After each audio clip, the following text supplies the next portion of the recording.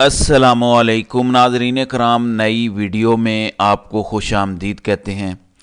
पाकिस्तान में सूरत हाल दिन ब दिन कशीदा होती जा रही है। सियासी, आइनी और मुआशी बहरान पहले से बहुत ज़्यादा बढ़ गया है। पाकिस्तान के लिए पहले से ज़्यादा मुश्किलात बढ़ने वाली हैं। पाकिस्तान के अवाम के लिए भी उनकी ज़िंदगी पहले से ज़्यादा अजीरन होने वाली है।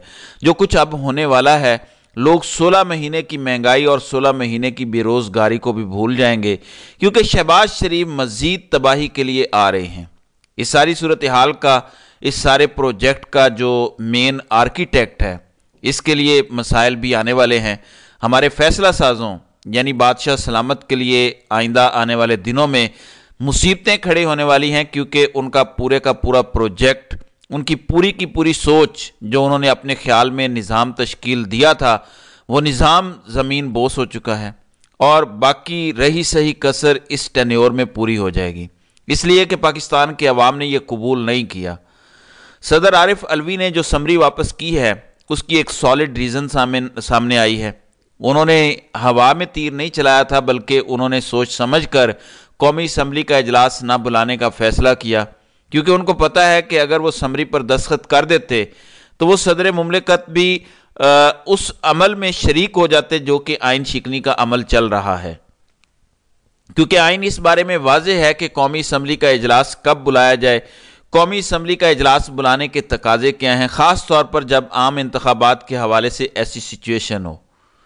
आर्टिकल 224 का सब आर्टिकल 1 और सब आर्टिकल 2 बड़ी वाज़ेह डायरेक्शन देता है कि कौमी असम्बली का इजलास बुलाने से पहले क्या ज़रूरी है।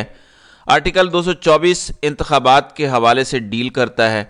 उसका सब आर्टिकल 1 कहता है कि कौमी असम्बली या किसी भी सूबाई असम्बली का आम इजलास उस दिन से 60 दिन के अंदर अंदर होगा। अगर असम्बली पूरी मुद्दत करे तो 60 दिन के अंदर अंदर इलेक्शन होगा। उसके बाद इंतखाबात के नताइज का ऐलान ज़्यादा से ज़्यादा 14 दिन के अंदर किया जाएगा, जिस दिन इंतखाब हुआ हो।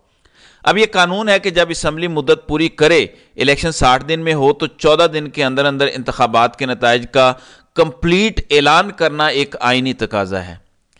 फिर इसके बाद दूसरा सब आर्टिकल 2 कहता है कि अगर कौमी असम्बली या कोई सूबाई असम्बली तोड़ दी जाए तो उस असम्बली का आम इंतखाब उसके तोड़े जाने के 90 दिन की मुद्दत के अंदर लाजमी कराया जाए और इंतखाबात के नताइज का ऐलान राय दही ख़त्म होने के बाद, यानी पोलिंग ख़त्म होने के बाद ज़्यादा से ज़्यादा 14 दिन के अंदर कर दिया जाए।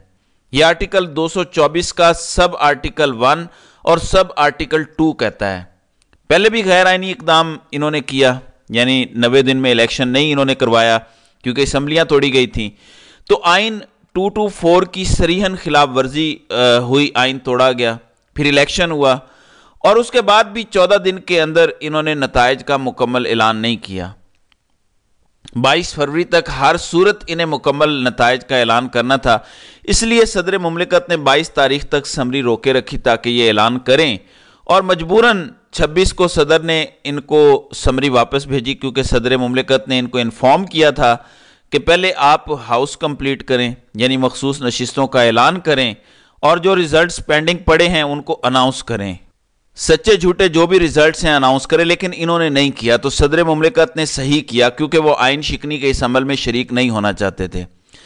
अब कल से एक कहानी सुनी जा रही है। रज़ा रब्बानी जैसे जय्यद कानून दान भी सच नहीं बोल रहे, सेनेट में भी और सेनेट से बाहर भी उन्होंने सच नहीं बोला कि आइन शिकनी कर कौन रहा है। सदर मुमलिकत आइन शिकनी नहीं कर रहे, बल्कि आइन शिकनी इलेक्शन कमीशन कर रहा है, जो कि रिजल्ट्स अनाउंस नहीं कर रहा। अब इलेक्शन कमीशन के पीछे कौन है, कौन रोक रहा है कि ख़वातीन और अक़लियतों की मखसूस नशिस्तों का ऐलान नहीं करना? इसके लिए नाम लिया जा रहा है मिलिट्री लीडरशिप का, कि उनका हुक्म है कि यह नहीं करना। उन्हें किसने हुक्म दिया है?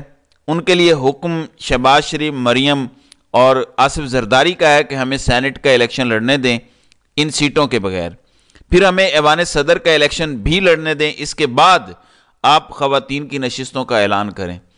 तो सदर मुमलिकत पे गुस्सा करने वालों को मालूम होना चाहिए कि आइन शिकनी तो ये लोग कर रहे हैं। 22 तारीख को आइन शिकनी हो गई है, 22 के बाद इतने दिन गुजर गए हैं, 29 तारीख अभी आखिरी है, अभी भी 3 दिन पड़े हुए हैं, मगर उस पर कोई एक्ट नहीं किया जा रहा।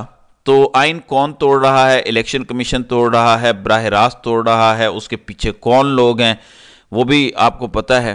اب مینڈیٹ چوری کر کے مریم کے حوالے پنجاب کیا گیا. کیا صورتحال ان کے کنٹرول میں ہے؟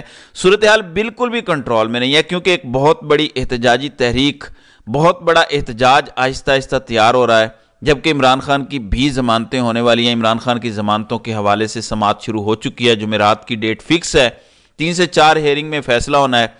اب عمران خان کے آنے سے پہلے تحریک انصاف ان تمام جماعتوں کے ساتھ ملاقات کر رہی ہے جن کے ساتھ ہاتھ کیا گیا، جن کا مینڈیٹ چوری ہوا. اس میں بلوچستان کی جماعتیں ہیں، سردار اختر مینگل اور محمود خان اچکزئی ان کی جماعتیں، پاکستان پختون عوامی ملی پارٹی اور BNP مینگل بھی زیر عتاب ہیں کیونکہ ان کو بھی کنارے لگایا گیا. فضل الرحمان کو سائیڈ پہ کیا گیا کیونکہ فضل الرحمان کے بارے میں نواز شریف اور زرداری نے کہا یہ تنگ کافی کرتے ہیں، یہ کافی ٹف ٹائم دیتے ہیں، اگر ہم نے ان کو اتحادی بنا لیا تو انہوں نے ہمیں نچوڑنا ہے. اس لیے فضل الرحمان کو بھی آؤٹ کیا گیا. دوسری جانب سندھ اور بلوچستان میں احتجاج چل رہا ہے. اب ملاقاتیں تحریک انصاف نے شروع کر دی ہیں. پختونخوا ملی عوامی پارٹی سے ان کی ملاقات ہو چکی ہے، سردار اختر مینگل سے رابطہ ہو چکا ہے، جبکہ دیگر جماعتوں کے ساتھ بھی وہ رابطے کر رہے ہیں. کل ان کی ملاقات ہوئی محمود خان اچکزئی سے. محمود خان اچکزئی نے اس پر کیا بات کی ہے یہ ذرا ملاحظہ کریں.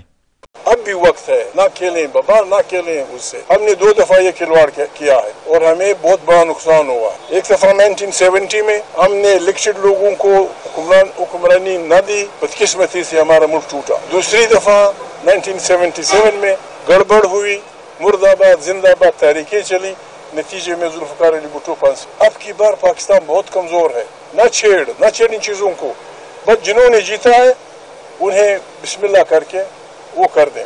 بہرحال ہم تو یہی کہہ سکتے ہیں پاکستان آئین کی بالادستی، پارلیمنٹ کی طاقت کو سرچشمہ بنا کے قیامت تک چل سکتا ہے.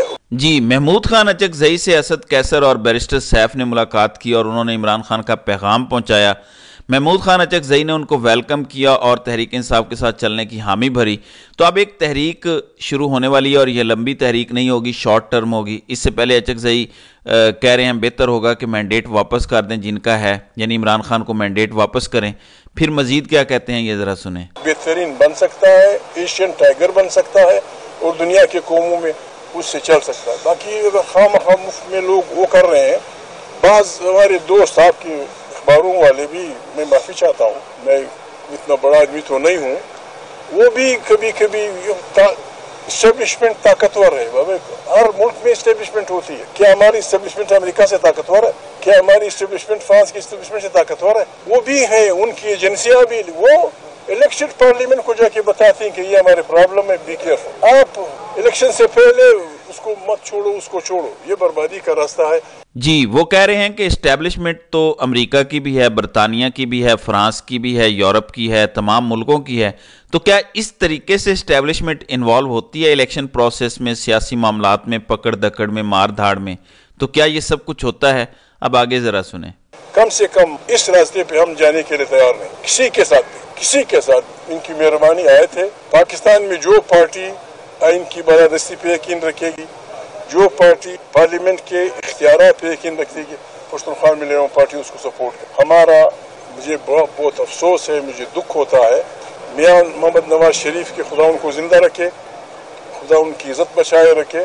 میاں محمد نواز شریف سے ہمارا رشتہ اسی بنیاد پہ بنا تھا کہ وہ ووٹ کو عزت دو کی بات کرتے تھے. میں آگے کچھ نہیں کہہ سکتا. اردو میں کہتے ہیں اس گھر کو آگ لگ گئی گھر کے چراغ سے.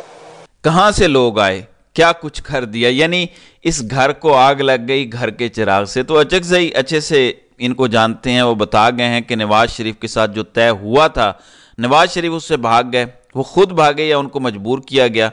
یہ ذرا آگے سنیں. میں کسی کو مشورہ دینے والا نہیں ہوں.